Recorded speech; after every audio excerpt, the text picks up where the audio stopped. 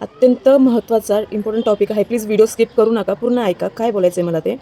तर आजच्या जनरेशनमध्ये, आजच्या पिढीमध्ये आपण लहान मुलांना गोड खाण्यापासून लांब ठेवतो आहे. लाईक चॉकलेट्स, आईस्क्रीम, बिस्किट्स वगैरे हे आपल्याला मुलांना द्यायचं नाही आहे. पण दुसरीकडे असं होतं आहे, जे बाळाचे आजी-आजोबा असतात किंवा बाहेरचे जे लोकं येतात आपल्या घरी भेटायला त्यांना चॉकलेट्स देतात, बिस्किट देतात किंवा गोड काहीही खाऊ वगैरे देतात त्यांना. तर मला त्यांना हे सांगायचं आहे, ते जेव्हा म्हणतात, की जेव्हा त्यांची मम्मी म्हणते, की एक बिस्किट नका देऊ त्यांना, चॉकलेट्स वगैरे नका देऊ. का ती मम्मी वेडी आहे का?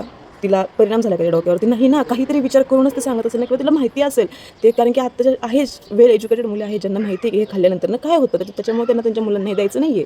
पण दुसरीकडे जेव्हा त्याच्या आजी आजोबा असे म्हणतात, की एक बिस्किटने काय होणार आहे, चॉकलेट दिल्याने काय होणार आहे, तर मला त्यांना हे सांगायचं आहे, एकच बिस्किट फुल अँड इनफ आहे बाळाची भूक मारण्यासाठी, जेणेकरून ते घरचं अन्न खाणार नाही आहेत. आणि जेव्हा की त्यांना गोड ही टेस्ट लागेल ना, त्यांना चव लागेल ना, तेव्हा ते घरचं अन्नाला नकोच म्हणणार आणि सतत ते बाहेरचं खाणं, पॅकेट फूड्स वगैरे खायला मागणार आहे, जेव्हा त्यांना त्या गोष्टींची ओळख पटणार आहे. आणि तुम्हाला जर असं वाटत असेल, की आम्ही त्यांना खाऊ देतोय, बाहेरचं खाऊ देतोय, चॉकलेट देतोय, बिस्किट देतोय, तर आम्ही त्यांच्या नजरेमध्ये खूप छान होणार आहे. माझे आजी आजोबा किती छान आहेत, किंवा हे अंकल आंटी किती छान आहेत, जे आम्हाला खायला देतात ते, आणि मम्मी वाईट आहे, मम्मी कारण की देत नाही. तर प्लीज मला हात जोडून तुम्हाला विनंती आहे, की नका करू असं. तुम्ही लिटरली त्या मुलांच्या हेल्थसोबत तुम्ही खेळताय त्यांच्या. नाही हे आरोग्यासाठी चांगलं. दरवेळेस तुम्हाला, आम्ही काय मुलं जन्माला घातली नाहीत का? घातलेत तुम्ही मुले जन्माला, नाही असं नाही. पण तुमच्या टायमाचं खानपान वेगळं होतं. तुमच्या टायमाला मुलं आउटडोर गेम्स खेळायचे, चांगलं त्यांचे व्यायाम व्हायचा शरीराचा.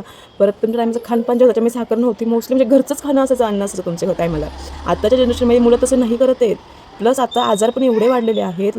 प्लस जास्त करून तर मुलींच्या बाबतीमध्ये खानपान इतकं जपायला लागते. मुलींना पिरियड्स लवकर येतात, ते जे बाहेरचं जास्त खातात. त्याच्या आधी जेव्हा मुलींना 9वी 10वी नंतरनं पिरियड्स यायचे, आत्ताच्या जनरेशनमध्ये मुलीला 6वी 7वीमध्येच पिरियड्स येतात, ते जे की चांगलं नाही आहे त्यांच्या आरोग्यासाठी. PCODचे त्रास वाढतात, ते बाकीचे त्रास वाढतात, ते हेल्थ इश्यूज वाढतात. ते का? फक्त वन अँड ओनली रिझन आहे अनहेल्दी फूड.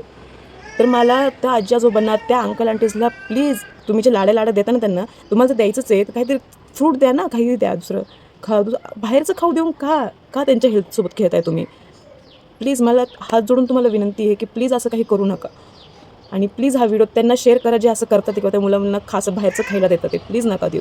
लवकर हा व्हिडिओ त्यांना शेअर